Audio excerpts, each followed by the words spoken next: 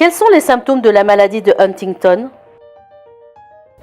Le début de la maladie est lent et subtil. Vous allez comprendre pourquoi. Les premiers symptômes font habituellement leur apparition au cours de la 4e ou 5e décennie de la vie, bien qu'elles puissent se manifester aussi au cours de l'enfance ou dans la soixantaine.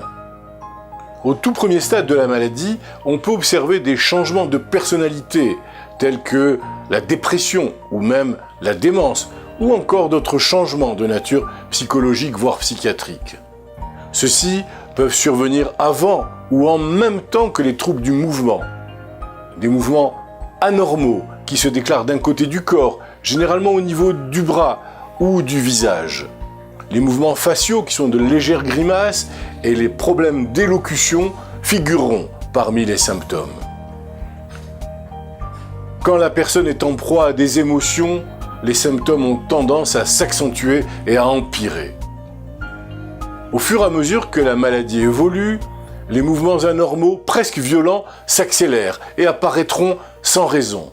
Le patient est atteint alors de la danse de Saint-Guy ou chorée.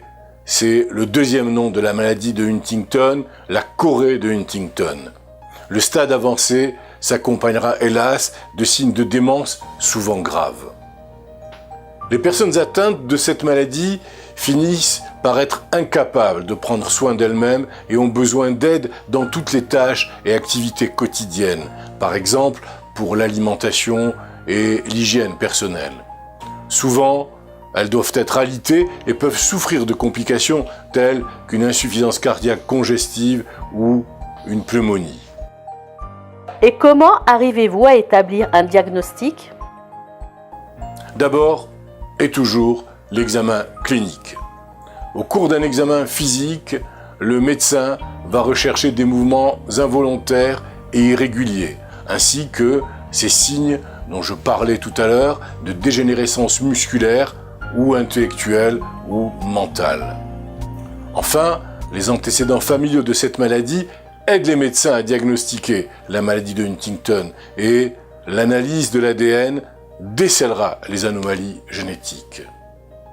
Également, bien sûr, la tomodensitométrie ou l'imagerie par résonance magnétique, l'IRM, dont le but est d'identifier les zones du cerveau, c'est-à-dire les noyaux codés qui sont atrophiés ou réduites, sont des examens tout à fait possibles et nécessaires.